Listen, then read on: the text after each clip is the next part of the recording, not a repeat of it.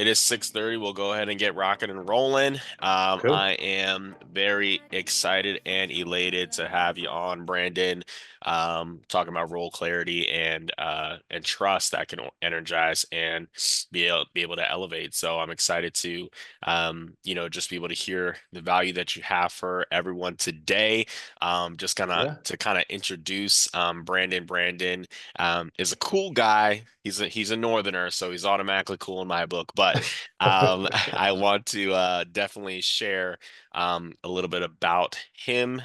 He is a trust researcher, operations strategist, and well-being entrepreneur with a background in operations management and talent development.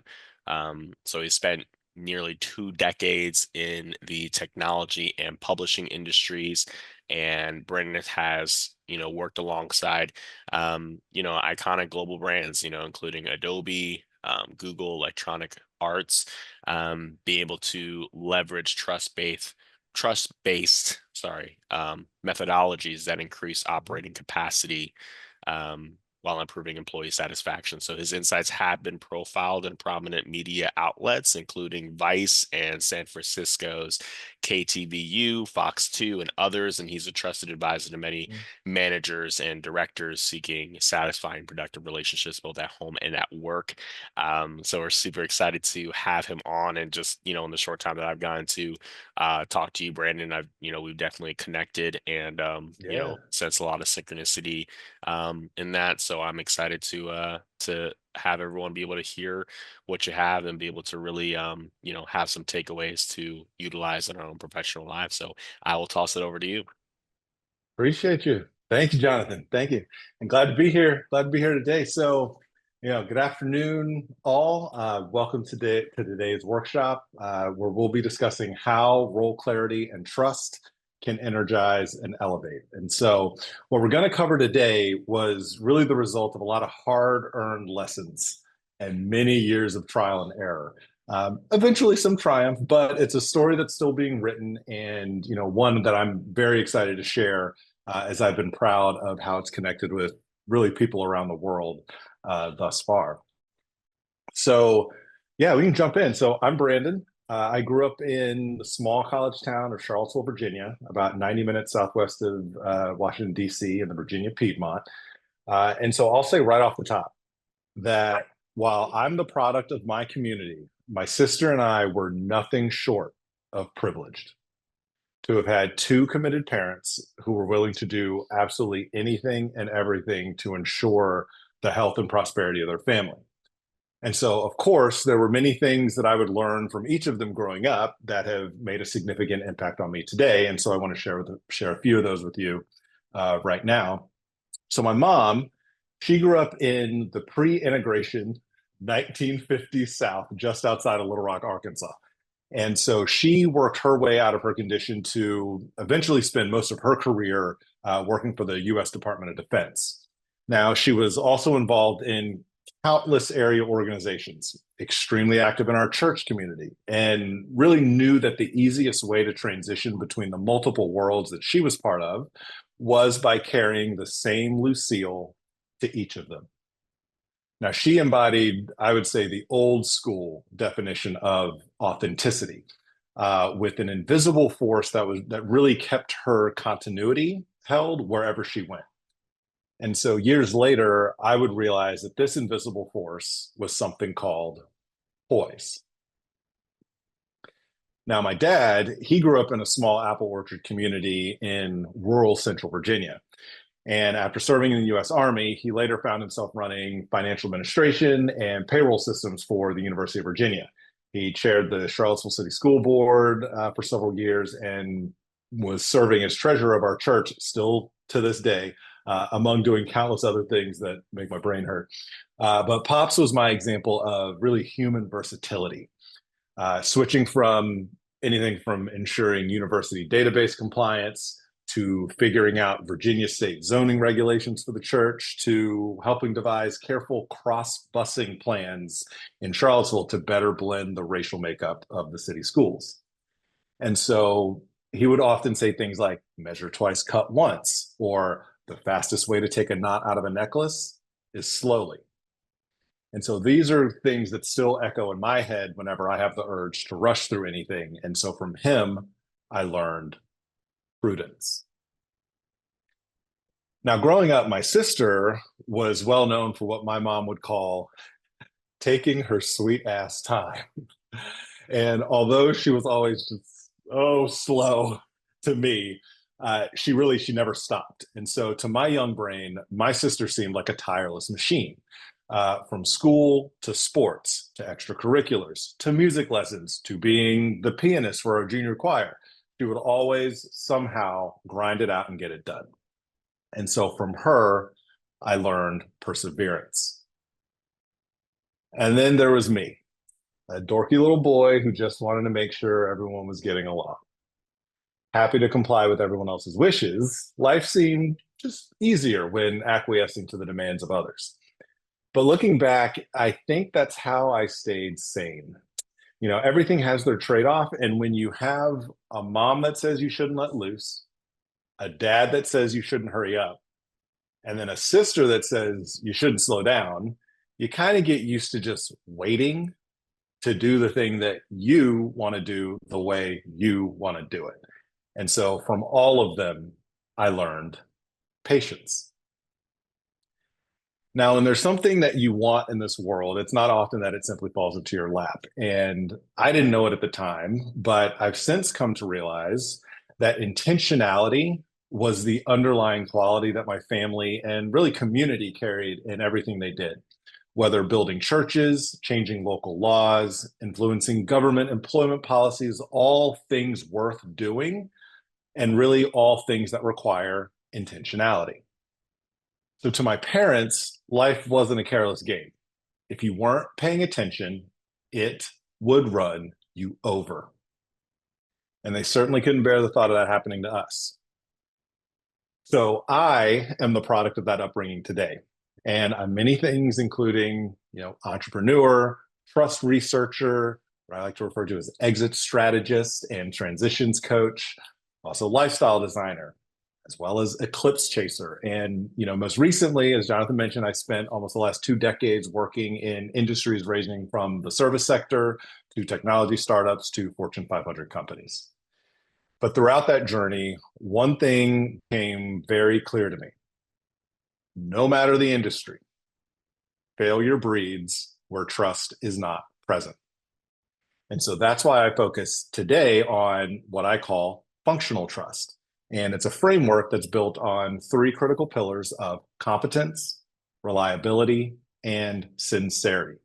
And so we'll discuss those in a bit. But before we do, I want to just give a quick look at what we're gonna cover today. So first, we're just going to talk about what I call the functional roles of life, which looks at the 3 core functions that show up and are really required for nearly every conceivable form of collaborative human endeavor. So we'll jump into that. Next, we'll discuss which roles bring you energy and how to harness that for your benefit and improved effectiveness. And then lastly, we're going to look at the glue that really holds it all together, which is functional trust. Okay. So if y'all still with me, let's jump in. So, where's my screen? Okay. So first, the 3 core functions. So a few years ago, a woman named Lauren that I was close to had secured her dream job. Lauren loved interior design and had a great aesthetic eye. So when she got hired onto a high-profile real estate team in San Francisco, helping run the office, email with clients, coordinate with suppliers, and really manage projects, she had found heaven. And so although Lauren was in the back office, she was regularly brought along to see multi-million-dollar homes and quickly began contributing her design recommendations for how to improve certain staging layouts, lighting, color palettes, accenting, and lots of other things that are, to be honest, well beyond my personal realm of creative understanding. But, she didn't often get credit for it outwardly, but she would frequently return to homes that were about to be shown and see that the changes she had recommended had been taken. So soon she started to feel really good about her work and her position within this team. She felt like she had, really found her sweet spot. After all, this is why she wanted to get into real estate in the first place. So a few months later, they found themselves in a big crunch on a home showing. It was a last minute sale that needed to go immediately. Furniture staging suppliers were full, and it was really all hands on deck to deliver for this client who was unraveling as they raced against the clock to get this property sold. It was a sort of crunch time where some people thrive and other people honestly cave. But my friend Lauren shined in crunch time. So she started helping out with staging because it's what excited her, and that's what everyone had been celebrating her for. So in one moment, she's, outside directing the random collection of furniture vendors who've been pulled together to help with the staging. Then in another moment, she was looking at color swatches to make sure everything matched. Then she was sending back furniture that didn't match the style they've been going for. Like, she was everywhere. And as she found more of her stride, she became even more assertive, to the point that when she saw the lead agent and a couple of junior agents in the kitchen having an impromptu meeting, she pushed herself into their conversation to see what the game plan was.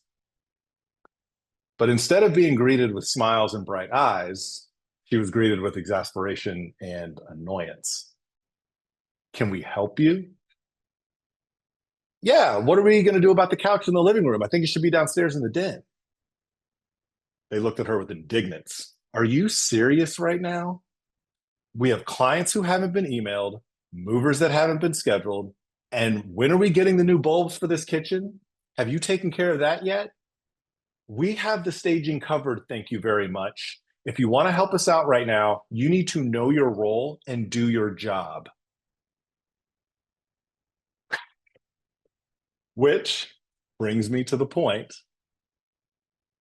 I sometimes like to say the reason we call them roles is because it's all theater. Let that sink in for a moment. Yes, I know that sounds a little bit snarky, but it's also true that there are certain scripts that go along with certain functions. And that script is how you're intended to contribute to the overall play. That script is written by what we can call core skills, of which all must be present for the performance to work, which we'll dive into in a moment here. After all, it won't make much sense if two people are essentially reading the same lines. And so she assumed that because she was constantly getting positive feedback, that her style on her style and design, that was the role that people wanted her to play. And given that it was something that she loved as well, she didn't think it necessary to really look at the other areas that she was actually supposed to be contributing. It's kind of like she was being praised for knowing the leads lines, but come showtime, she needed to step aside and play the supporting role that she had been originally cast for. And so, what exactly are those roles? Well, there are three core functions that must exist in order to really make the world go round. And so, nearly every collaborative human endeavor, including many of the things that you must collaborate on with the different parts of yourself as well, require sales and marketing, it requires operations, and it requires administration. These three are the key to everything you do, we do, our city does, your barber, the airline, your favorite sports team, your most hated company, for-profit companies, nonprofit companies, everyone else. They all require sales and marketing, operations, and administration. And so I really want to make sure you take away from today the fact that all of these are unavoidable. All of these functions are present in some way or another at all times. Now, yes, they may exist in varying degrees depending on the context and the focus area, but we do them every day. Now, I'll give you a more practical example from your everyday life. So think about it like this. The purpose of sales and marketing is to attract, creates that attraction, okay? The purpose of operations is to take action. And the purpose of administration is to create alignment. Now, they operate more like a golden triangle, but it's easier to visualize them in this way. So I'll give you some real world examples. So let's take the example of posting on Instagram. Sales and marketing, That's you taking the picture, posting your selfie. Operations is the work of actually doing the posting. And then the administration is the work you do, counting your likes. Oh, what pictures look good? Okay, let me do more of this in the future. Okay. I'll give you another example. Running your family at the holidays, because we're right here. Sales and marketing. That is your holiday card. As you're trying to figure out how to hustle to make your travel plans, what are we doing? When are we going to hit there, get there? What time are our flights? What time do we have to leave the house? That's your operations. Then when you're sitting down to do the bills, trying to figure out what you can and can't afford to buy this year, that's your administration. I'll even give you another example, going to college. Your application. Look at all the great and wonderful things I did in high school. I was a star QB, National Honor Society. You want me to be one of your alumni. That's your sales and marketing. When you sit down and do your class scheduling, studying, appointments, when am I going to socialize? That's your operations. Paying tuition, budget management, ensuring ongoing eligibility at the school so you can continue to attend. That's your administration. So all the same applies. Okay. Now, the type of person that's typically employed into these functions emerges as an archetype. And so you can think of these archetypes as the ideator, the operator, and the administrator. These are roles that must be filled in order for any modern endeavor or enterprise to work. But we still haven't gone deep enough. So, what are the components behind each core function in each core archetype? Now, these are called core skills. And the reason I'm calling them core skills is because they apply regardless of position, industry, occupation, or even your level. So, for example, let's examine the core skill of communication, which is considered a necessary strength of the operator archetype, given its position in ensuring that information is flowing and that decisions are being made as they're counted and acted on. So, here's a few more examples. So for the example of a surgeon, while a surgeon must be great with his hands, he must also be a good communicator in the operating room, ensuring that other doctors, nurses, and specialists are all in the right positions, receiving critical instruction, and able to provide a smooth surgery. Another example, although let's say a senior official in the presumably bureaucratic world of public utilities must know energy infrastructure, he must also be a good communicator of changing public policies or even commission votes. Another example, although the young upstart got his dream job as a creative director for a hot New York ad agency, he must also be a good communicator of his creative direction so that his team can quickly and effectively bring his ideas to life, both on time and on quality. So from the fishing village in Southeast Asia to the corporate boardroom on New York's Fifth Avenue, they all require good communication for operations to flow smoothly. And that's just one example of the 9 core skills that you see here. So if you're not sure what you should be doing or how you should be contributing to the larger effort in any of the work that you're doing in partnership with others, and no one else is sure either, it's absolutely critical that you know your role. Otherwise, you're just shooting in the dark. So shine some light into how you're supposed to be contributing and then start taking action. And that really just requires asking the right questions and seeing the scenario in the right way. And so a few ideas for how to get clear on this, it's asking the question, who is coming up with the idea for this? Who's responsible for doing the work and communicating progress? Maybe it's who's on the hook for keeping everything organized, or, someone monitoring and reporting on our budgets. There are many other questions, but they all lead to getting absolutely clear on how you're contributing to the bigger picture. And then once you're clear on that, doing your job. Now, you might think you're ready to jump into the brainstorming session, but that might not be what's called for. They might really just need you to take notes. But likewise, the group may need you contributing ideas more critically than having you tucked away scribbling everything down that's being said. It's really up to you to know what role you're playing going in. And so for Lauren, just to tap back into that story, things weren't the same after that high pressure real estate showing. Maybe they became less eager to seek her advice, or she became more reluctant to share it. But either way, the relationship she had with this group began to strain, and she eventually left that team. And yes, hard lessons usually don't come with happy endings. But this story is a good segue into what we're going to talk about next, which is what gives you energy. Okay, make sure you're still with me. All right. So, as you just saw, Lauren knew what brought her energy, but she wasn't in the right role. Now, let's take a look at the importance of considering what will naturally sustain you in the long term. Okay. So I don't know how many of you are into F1 racing, but I'm sure you're all familiar with these super high performance cars, engineered and, sculpted to the highest precision. And so I want to share just kind of a quick allegory about how different design philosophies influence outcomes and reveal key lessons about balance and optimization. And so let's take this first car. We'll call this the Lightning Bolt, and it's powered by a cutting edge engine capable of incredible acceleration and top speeds. Now, its frame is functional, but not that aerodynamic, and its brakes are subpar and prone to overheating. So in the race, the Lightning Bolt dominates the straightaways, roaring ahead of the competition. The problem is on sharp turns because of the brakes, and during sudden stops, the brakes fail to slow the car down in time.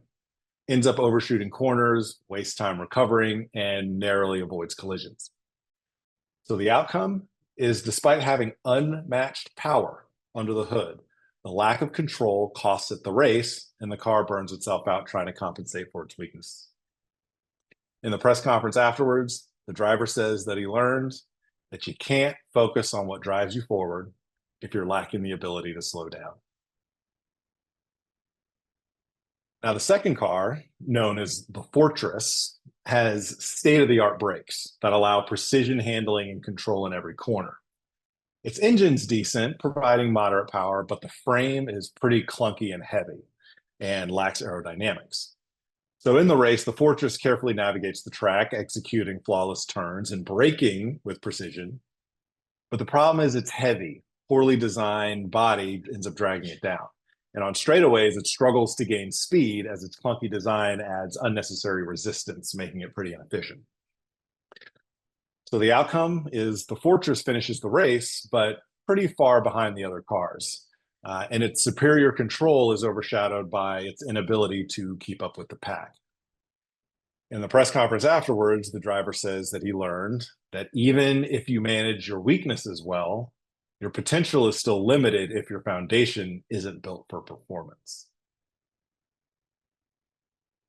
Then we have the third car, appropriately named the Sculptor. And this vehicle is a work of art, has a sleek aerodynamic frame that cuts through the air with grace. Now, its brakes are reliable, but not extraordinary, and its engine is underpowered, for lack of a better term, unable to really generate much speed. So in the race, the Sculptor starts slow, lagging behind at the very beginning of the race. And the problem is its engine can't produce the energy needed to make the most of its frame's aerodynamic advantage. So while it takes turns smoothly and efficiently, it lacks the power to keep it from being competitive. Now, the outcome is the Sculptor finishes last, coasting to the finish line, really a testament to wasted potential. In the press conference afterwards, the driver says that he learned that even the best design is useless if there's no energy to power it. So after the race, the drivers of each car sit together reflecting on their experiences. And they realize that every car had strengths, but was held back by its weaknesses. The Lightning Bolt taught them the importance of managing energy drains, like poor brakes. The Fortress showed the need to streamline foundations to avoid inefficiencies. And the Sculptor demonstrated that raw energy is really the starting point for success. And so these three ideas together prove the same fundamental point, that in your personal and professional life, it's not just about what drives you forward, but also about what holds you back. We put so much emphasis on maximizing our strengths that we miss how critically our weaknesses can be creating unnecessary drag. If it's the difference between, let's say, becoming a better football player or becoming a better baseball player, sure, focus on the sport where you're most proficient. But if it's the difference between being more creative on the field versus more communicative on the field, then there's going to be a trade-off. So focus on the strengths to maximize your potential, but don't ignore the weaknesses. Mitigate them to avoid being derailed. And so, based on that logic, if there's something that gives you energy, it must be true that there's something that takes it away. And so, this is what it looks like. For most people, you can generally recognize yourself in one of these three archetypes between the ideator, the operator, and the administrator. Either you instinctively know what comes easily to you and brings you energy, or you know what frankly drains you. And this is where the idea of a strong, neutral, and weak archetype becomes important to consider. So let's break this down a bit. So first, you have your strong archetype. This is the one that genuinely gives you energy. It's like a breath of fresh air. It's where you feel the wind in your sails, so to speak, and you've probably heard this referred to as your zone of genius. And when you're working within this area, things just seem to flow. You're in a natural rhythm, you're highly productive, highly engaged, and more than likely doing work that feels effortless. Then you have your neutral archetype. This is the area I'd call proficiently indifferent. It's a skill set or a type of work where you're capable, possibly even quite good, but not necessarily passionate. You're not losing energy here, but you're not gaining any either. So think of this as the space where you might find yourself going through the motions. And for many, their career often sits right in this neutral area. Solid, steady, productive, and quote unquote pays the bills, but without that extra spark. And then finally, there's the weak archetype, the one that often drains you. And you know what I'm talking about. This is the area that you instinctively avoid. The task that when they pop up makes you think, ugh, do I really have to do this? And, for example, for an ideator, it might be detailed and tedious administrative work. For an administrator, it might be the spontaneous brainstorming sessions. But here's the kicker. While you may be tempted to ignore these areas or wish that you could just focus solely on what you're good at, as we discussed before, you can't escape any one of these roles completely. But before you can do anything about this unavoidable conundrum, what I want you to take away today is you must first know thyself or run the risk of being told who you are. And I know we've all experienced that as well. Because if you're not crystal clear on what brings you that energy and how to engage your natural strengths, you'll honestly just be put wherever you're needed to fill the gap. The economy, if you think of the economy as a whole, the economy moves too quickly to properly assess everyone, which is why it becomes important to assess yourself. So this is why I've created an archetype assessment just for this purpose. I found that conversations become much more productive when we can get grounded in a framework. And so I built this assessment to identify which of these archetypes brings my clients three things. So again, which of these sets of core skills brings them energy and excites them?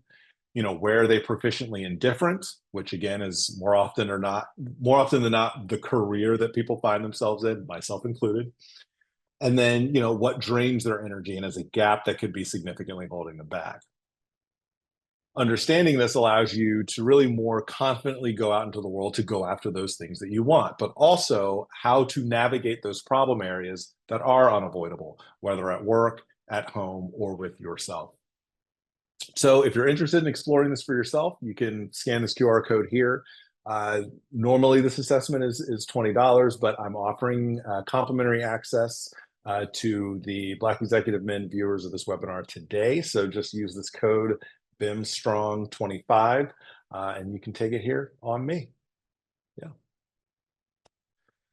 Okay. So I'd say it's definitely worth the 7 to 10 minutes to complete, but yeah, y'all still with me? All right. All Awesome. right. Yeah, thanks And so much, Brandon. Awesome, awesome, awesome. yeah, we got Um, great stuff there. And uh, I oh, we got more. We got oh, you're more. We're oh, still okay. we're still Oh, rolling. my apologies, my apologies. No, I thought you all were good, winding man. down. Go ahead. No, no, Absolutely. no. So this is just the last section. Last section. So we're gonna dive into what is actually functional trust. Okay. So when it came to trusting the people that you were around most often, my parents operated from different ends of the spectrum. For my mom, you had to earn the right to access her trust. For my dad, it was yours to lose. I mean, even if you just look at this picture here, even their smiles give that away. But as far back as I can remember, my parents have said in one way or another, and I'm sure you've heard it too, it's not the work that's difficult, it's the people. So whenever I shared my challenges with them, whenever you know, whether it was when I was young or even now, there was always an unspoken priority placed on the health of relationships and the bond of respect that existed between me and the other person. For example, I might share with my dad that I'd been experiencing some conflict or disagreement with a friend, and he would challenge me to consider what I could be doing to improve that relationship. In other words, what am I doing to keep the glass full? Then I might share with my mom that I'd been experiencing some conflict or disagreement with a friend, and then she'd challenge me to consider what I could be doing to harm the relationship. In other words, what am I doing to leave the glass empty? Now, it's important for me to note here that I don't want you to let your brain trick you into thinking that one is good or bad, positive or negative, optimistic or pessimistic. Otherwise, you miss the point. See, I'd always thought that they viewed trust differently, but in actuality, it operated for them kind of in the exact same way. It was all about de-risking the relationship. And that's what I believe allowed them to work so well together. Even when they weren't on the same page emotionally, they had de-risked their interactions to the point that even if they were just military grade pissed with each other, nothing could ever breach the sacred space that allowed them to collaborate and cooperate on ensuring that the family trains still ran on time. Now, if you're like me, the word most commonly attached to the word trust is build. You have to build trust with your colleagues, build trust with your spouse, build trust with your neighbors and community. Now, when I think about building something, there's a start, and more importantly, there's a finish. That's what champagne popping and ribbon cutting ceremonies are for. This thing is done. But when I more meaningfully examined how this operated through the lens of my parents, their relationship seemed like a never ending, ever changing, constantly recalibrated salsa of counterbalance, adjustment, and readjustment. Nothing about their relationship was, or really anything else they were doing for that matter, was ever, quote unquote, finished.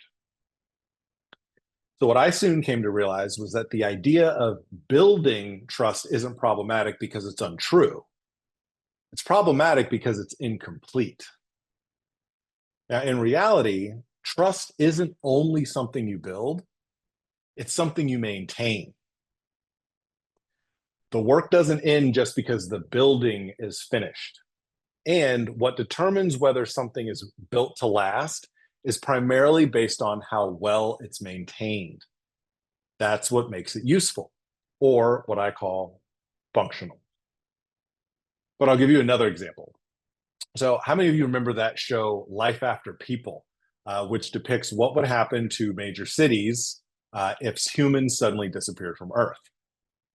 Well, apparently, within about 500 years, Manhattan as we know it would be completely unrecognizable as steel structures would corrode and collapse, concrete buildings would crack and crumble at the hands of wind, rain, erosion, freeze thaw cycles, and unchecked vegetation overgrowth would essentially take things over.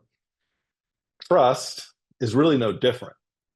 If it's not maintained, it eventually deteriorates and passes away.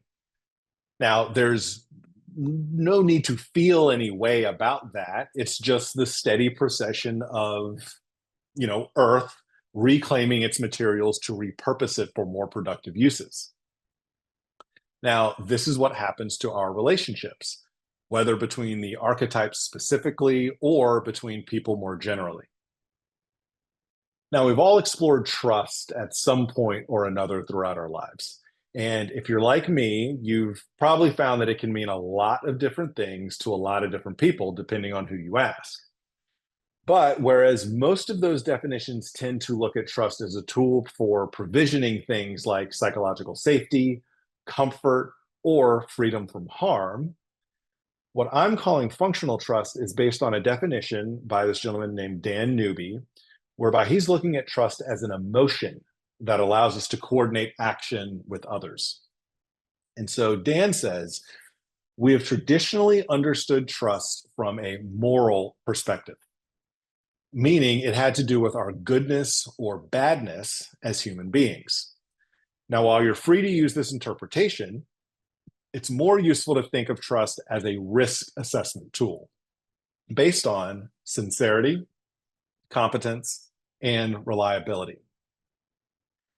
Now, when we believe there is not excessive risk based on these dimensions of the other person, we will interact with them. If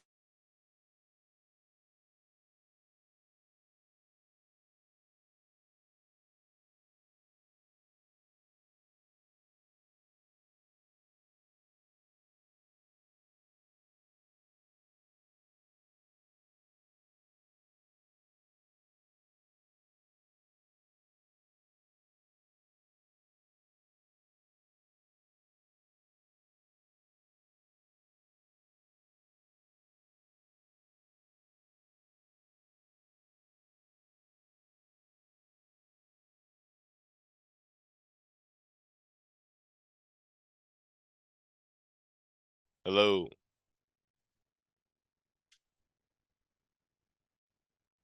What's going on?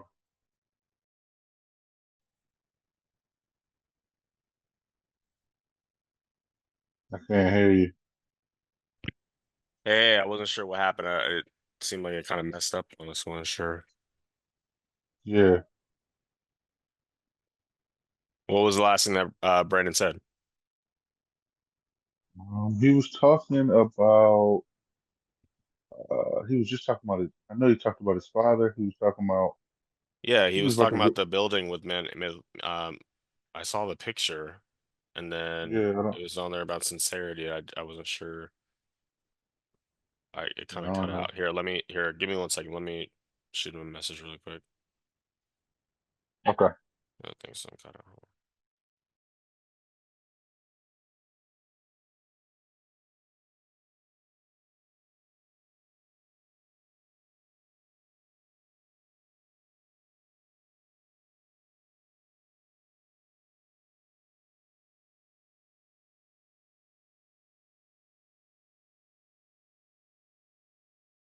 All right.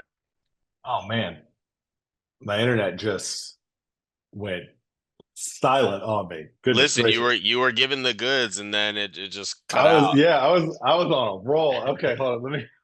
Let me get this back up. I'm almost I assume one of the assistants is one of the BEM assistants is gonna edit all this. Um all right, hold on. Let me find this screen again. So I can do this reshare. I was gonna ask, is this material making sense? Oh, for sure. I have questions. I got really excited. That's why I was. Yeah, it is. Yeah, it is. Okay.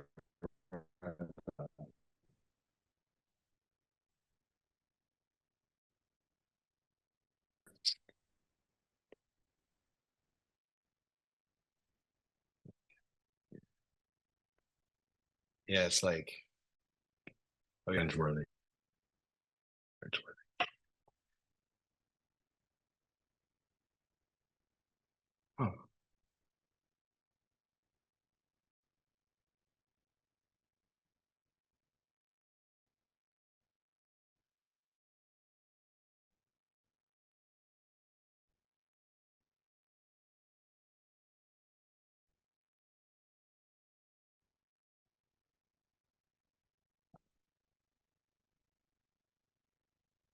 Yeah, there's a time of like a bald moment.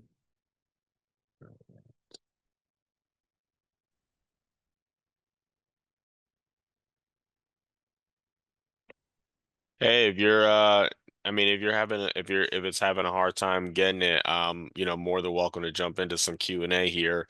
I'm kind of audible. You just let me know. Yeah, yeah, yeah. I can take a couple questions while this is coming up. Yeah, yeah, for sure. Um, Yeah.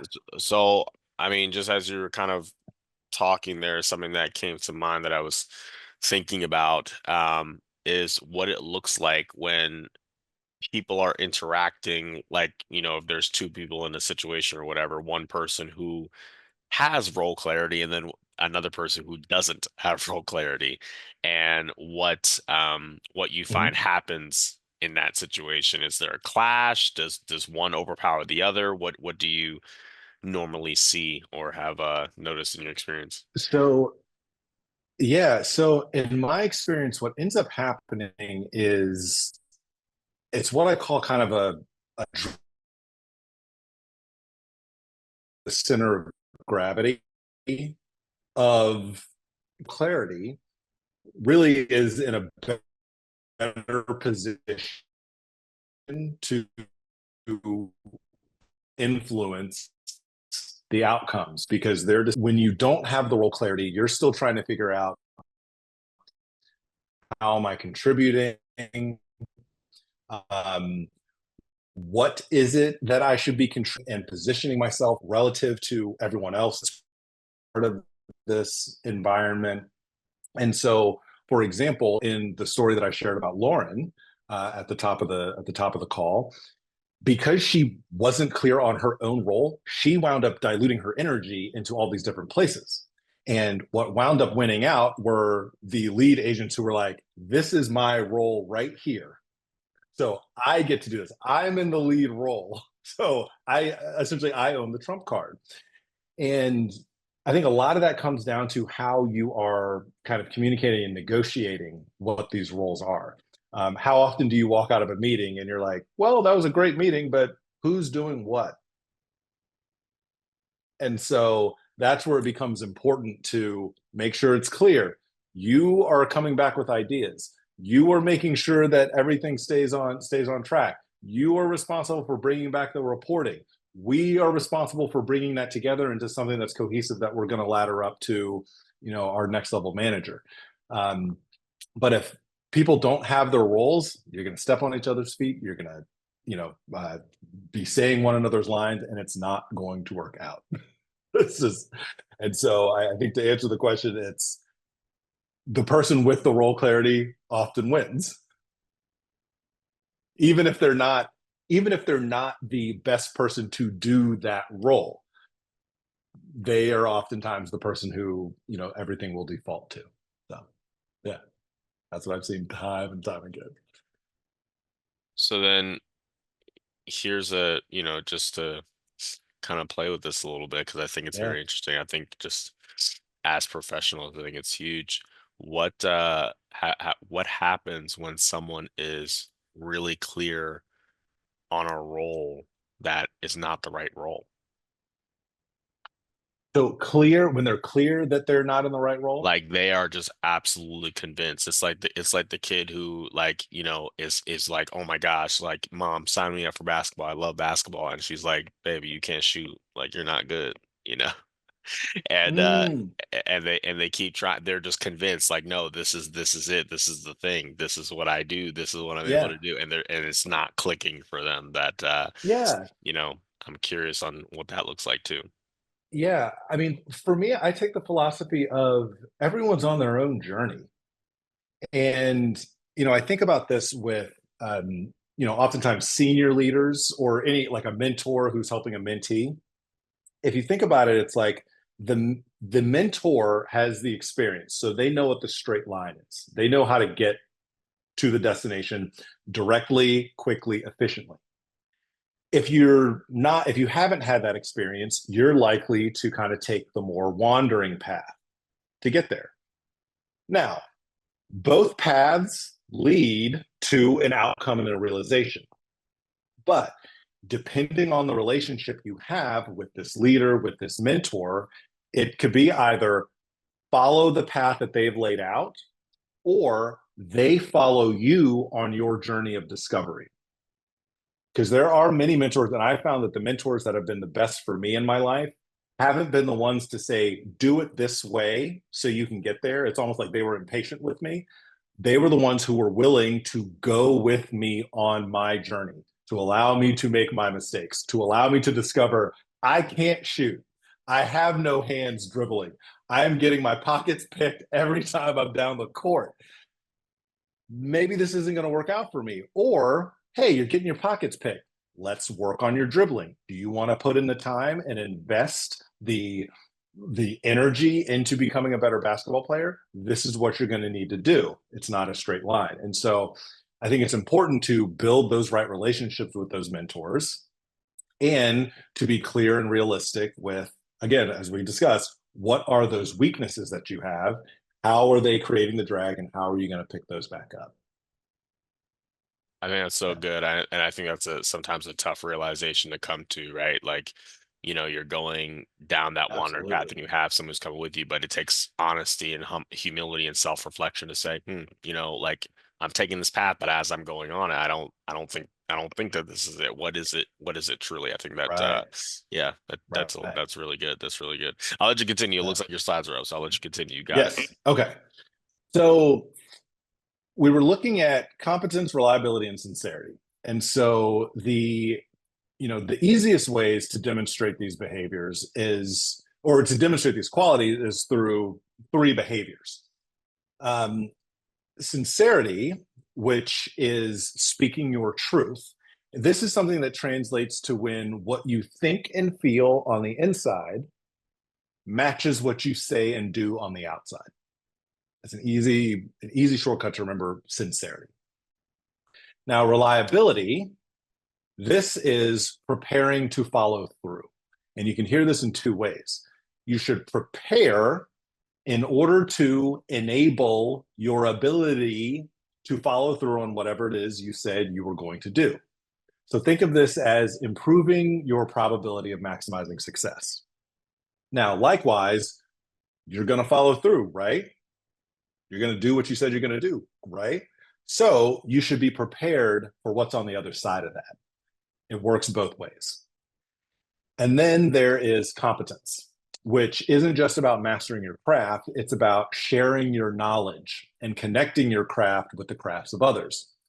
Because without that, your talent, I mean, it might as well be a nerd. It doesn't matter how skilled you are at something. I would argue your skills are useless to you and irrelevant to the marketplace until you connect it to something outside yourself. Now, this is literally the entire point of networking and seeking out mentors, to really create the space for your skills and abilities to mix, mingle, and manifest into new ideas. And now, here's the other tough reframe for trust, which again has so often been associated with feeling good, feeling safe, and being free from harm. You can like someone you don't trust, and you can trust someone you don't like. I would bet you have a cousin who you would trust to never reveal that regrettable thing that you all did back when you were 19 years old. But you probably wouldn't start a business with them. Likewise, you may have, we'll call her a Cassandra in accounting, who you can't even get to smile at you, but you know she delivers crystal clear, rock solid reports every Friday on time so your team can make the decisions that they need to make to move things forward. You're never having to stay late worrying about Cassandra. So with functional trust, you don't even have to like the person in order to demonstrate these qualities and make your daily dealings and interactions with others so much easier. So if you want to learn more about it, I encourage you, please reach out to me. I love thinking about and building on these ideas. So I assure you it will be a conversation that we both enjoy.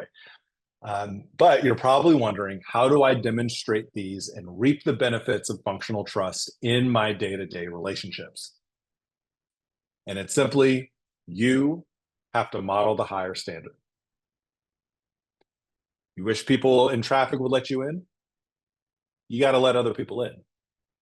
If you wish people in your community were more friendly, smile at them. Tired of other people always being late? You got to start being on time. You have to model a higher standard for your life and your relationships. If they're not going to speak their truth, you do it. They're not going to prepare to follow through, you do it. If they're not going to share what they know, you do it. There's no downside because if they don't rise to meet you, the thing that's connecting you will pretty much fall away anyway. And so to recap, today, we discussed the three archetypes and knowing your role. We discussed where we get our energy from and the importance of knowing thyself. And we discussed functional trust and the importance of modeling a higher standard and being the person you want others to be. And I assure you that the combination of these three areas will take you to new heights, personally, professionally, and with your relationship with yourself. So if today's conversation resonated with you, I would love to keep this discussion going, especially as we look ahead to Black History Month. I know a lot of companies are starting to plan programming for their teams, and I'm excited to bring fresh perspectives to different associations, nonprofits, universities, and corporate ERGs that want to dive deeper into these topics.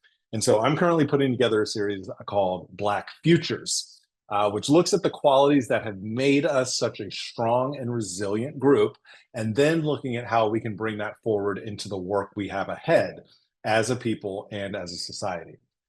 So if you're looking to explore discussions for Black History Month, whether it's to kick things off or to add to your existing lineup, let's certainly connect.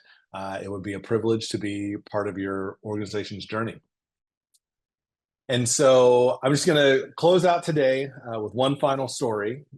So throughout my career, I eventually rose to become chief of staff and was working on the executive floor of Adobe, of famed Photoshop, Adobe. I would chat with the heads of general counsel in the hallways. I would rap with our CEO about, which snack bags provided more energy to people throughout the day. I'd even greet the CFO and make small talk with him in the bathroom, standing at the urinals.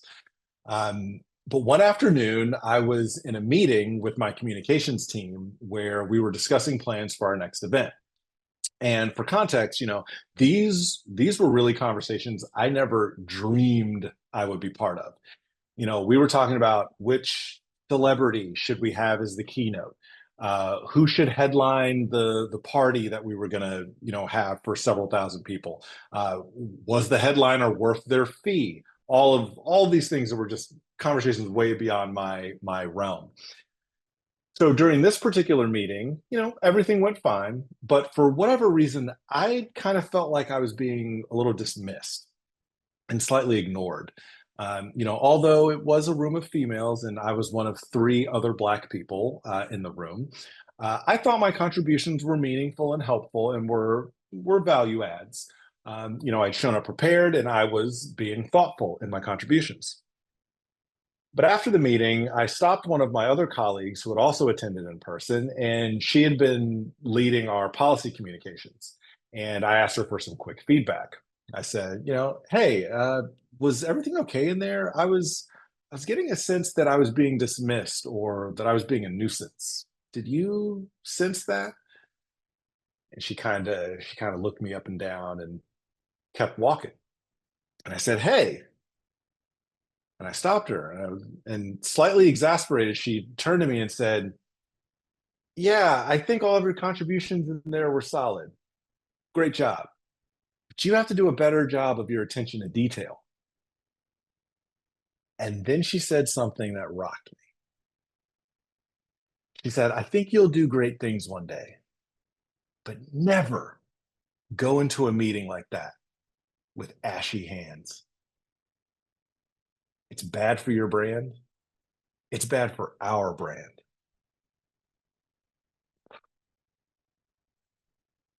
I was crushed. I was crushed because I knew better than that. These were fundamentals that dad taught us every day. Clean your nose and put lotion on. Sometimes the thing that will make or break you is lost in the details. Now, in the corporate world, and as you know here with Black executive men, executive presence, executive appearance, and executive perception is critically important. Now, I had gotten so lost in making sure that I was saying the right things that I forgot how critical it was to show up as an entire package. I forgot to do the one thing that was most critical to my success, and that was to focus on what's important. It's easy to get distracted and focus on what you think is important or what someone else tells you is important. It's easy to get lost in the dream of being and doing everything for everyone. But what my ashy hands represented that day was the fact that I was quite literally not taking care of myself because I was so worried about how I needed to show up for someone else. But it's those details that leave us bleeding out. The tragic result of essentially death by a thousand cuts. And here's the trick. If I were to ask you what's important, many of you could give me a list of 5, maybe even 10 or more things, all things that are important. But what's most important is the thing that's right in front of you right now, the thing that you can control right now. You just have to show up for it.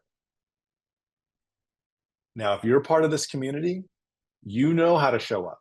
You know, you show up for your job, you show up for your partner, you show up for your kids, you show up for your parents, your friends, your neighbors, basically anyone and everyone. Hell, you'll even show up for people who wouldn't even show up for you. And I was the exact same way. But take it from me before it's too late for you. It doesn't work. I had it all, and eventually I had to walk away from it all. And I didn't begin to gain it back. And I'm proud to say that once I finally did, it was with interest until I started showing up for me, going to the gym when you promised yourself that you would, or speaking to yourself in a more loving and nurturing way. It could be indulging your inner nerd. And I'm saying whether we're talking about sound engineering, philosophy, the cosmos, music, markets, fine jewelry, lowrider vehicles, vintage packages, patches, anything else imaginable, just showing up for you. Now, I know what it's like to be defined by one thing, but that's not who you are. That's just part of who you are. But what I want you to know is that you don't have to be stuck in that. You can break the old patterns, clip the shackles, and elevate. That's why you're here today.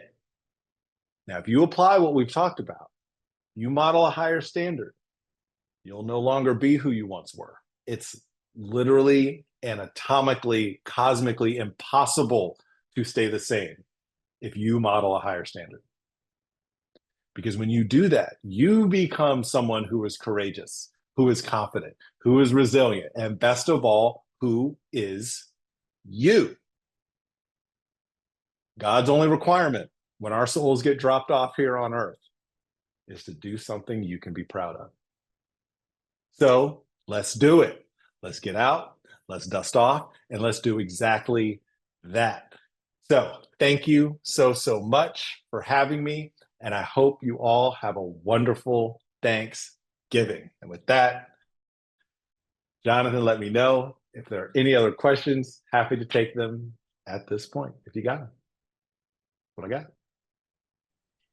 Man, thank you so much, Brandon. This was extremely valuable. And yeah, just delivering the goods and really getting to the heart of things and Cool. getting to the nitty gritty. And I think if I could just say, I think for us, as professionals and specifically Black men, I think that this is an area that some of us, and myself is included in that, right? Like don't take the time to pause and dive Mhm. into and look at, right? Everything's moving so fast, sometimes this can take like the emotional work, and Yeah. having to dive in, and Yep. not everybody is at that place to do that. And so, I just want to say thank you for bringing these things to light. And I also want to encourage anybody who's, watches this, later on to really lean in to that, and not be, dismayed or worried about what, may come up in that. Because I think that, really the way that we change, there's a, kind of different concepts about like facing your shadow, right? And things Mhm. like that, right? Like being able to Yeah. really do the work and do that introspection, I think is so helpful, and can really take people to higher heights. So, Yeah. no, thank you so much for sharing. Nick, I know you hopped on. I don't want to take too much up, but I wanted to just see if you had any questions or anything that came up for you. I wanted to be mindful of that since you were on.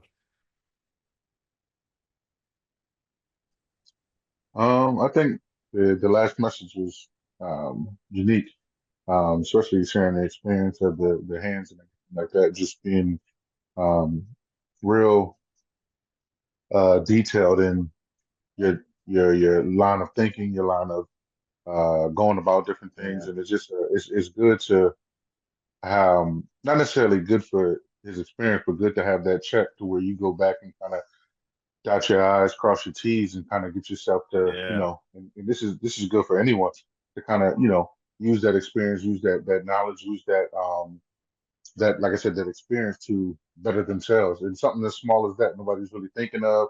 You might have had everything else together, but just that small detail could have, changed the outcome. You know what I mean? So it's good, and that can be something. Exactly. And we could have, and that detail could be interchangeable anywhere. It could have been not having a shirt buttoned, or you know what I mean, not wearing a tie when it Yeah. was required, or it could be interchangeable. So I think just having that experience and not experience, but having this conversation was one for good. It was good for the listeners, and I hope this gets broadcast all over. But just to have that that newfound awakening. You know what I mean? Just to have be detailed. I think that's the biggest thing that I got away from it. And I'll take from it. Be detailed, be clean, be oriented, be organized, and be thoughtful. You know what I mean? So Yeah. I appreciate it. Absolutely. Absolutely. Yeah. I'm glad we were able to get together to do this. I Let's am get it as well. recorded. Yeah. Yeah, No, I I appreciate y'all jumping on. absolutely. No, I am as well, and I think it's going to be a good message. And I think the last question that I have for you, just to kind of close out here, Brandon, because I mean, in the PD cohort, we have a lot of people who are entrepreneurs, who are in tech, Mhm. who are in, all sorts of, different industries at, varying levels of their professional development. Yeah. And so I think that it would be crucial to talk about, the roles, in the sense of, is it, when you get that role clarity and you're thinking about it, and maybe you want to start that business, or maybe you're trying to get that promotion, or maybe you're trying to elevate yourself in some type of way. Sometimes we're looking for those different skill sets versus actually Mhm. enhancing what we already do very well. So would you say that it's best to, stretch yourself beyond your role of clarity, right? Or would you say that it's best to surround yourself with others who are strong in those functions? And how do you Mm. think that plays out in our professional lives? Like you mentioned, kind of like with mentors, or whether it's with other peers. Just curious on how you think that could look practically. Um, Yeah. in So the there's a concept that I like to go back to, and there's a book that's been written about it as well. And the concept is called Who, Not How. And so, in the context of these roles, and particularly these archetypes, again, there's going to be one area you're strong, one you're neutral, and the area that you're weak. The area that you're weak is really the area that you should be relying on others to help you kind of see through. Um, and as you are kind of making your way through, like, let's say a career change, um, or let's say even a change in a position, it still requires you to go back to figure out, okay, who am I? Who am I? What is it, the things that I enjoy? What gives me energy? How do I want to be spending my time? What's going to be sustainable for me? And then taking the next step to figure out, okay, what is it specifically that I want? I was actually, Nick and I were talking about this the other day, how oftentimes if you were to ask someone, give me exactly how much money you want to make to get clear on like, yeah, that would feel good. Most people can't give you an actual number. Or if they say like, oh, $10 million feels good, or $50 million or $3 million, like what is that based on? And so we haven't done the work to actually back that out to get specific. And until you get specific on here's where I'm planting the flag, it's almost impossible to know the role and the contribution you need to make to get there. An analogy that I like to use is if you're a convertible going to the mountains and you like a sense of safety, you're going to take a very different route than if you're a truck going to the mountains and you like a sense of adventure. You'll probably end up taking a back roads. And so all of those pieces end up compounding into something that is going to give you a clear framework for yourself in terms of how should I be moving forward. I think within, even if I think about an organization like Black Executive Men, we are not, this organization, we're not worried about motivation. Like we all want it. That's why we're here. It's a matter of I'm so motivated, but like, where should I be putting my energy? And once you know who you are, what you're specifically trying to go toward, that's when you can start to pull in the, okay, I know that this is a weakness of mine. Who can help me with this? Not how do I struggle through it myself? Who can help me? Who can provide me information and insights? For example, with my assessment, I'm a strong administrator, I'm a neutral operator, and I'm a weak ideator. So when I'm around ideators, I'm constantly picking their brain for what are the different combinations and ways that you see the world that I don't. I just don't see the world in some of these ways, but I know how to organize it and categorize it and turn it into something that can actually live. So yeah, I would say that's the approach I would recommend taking. Yeah. That's awesome. And I think that emphasizes all the more just the mission, right, of BEM in general, that we are a collective. This is not just, Yeah. the lone wolf mentality, right? Like that is dead. Jewel talks about that all the time. Like that is not how we want to roll. It is how can we can get farther together, Exactly. and it's locking arms and being willing to come together and ask for help, to reach out to that person, to take that meeting, to create that call, all those things, Yeah. and being able to engage people with authenticity and sincerity, as you Mhm. put, and really being able to show up for one another in these ways. So I think that's a beautiful way to cap it off. And like I said, I think Yeah. that really pushes that mission forward. So I hope that everyone takes that away from this, if nothing else, and definitely, looking forward to, who knows, having you on again, and be able to even Yeah. dive deeper into some of this. I would be very interested. I'm gonna see if we can follow up and see, kind of who takes the assessment, and maybe see what the results are from some of that. I'd be interested to see what Yeah. a lot of the people in the professional development chat, where we kind of fall. So that would be very cool to see. So but Yeah. yeah, any closing remarks, Brandon, before we all hop off? Uh, I think, just continue to stay focused. Again, focus on what's important.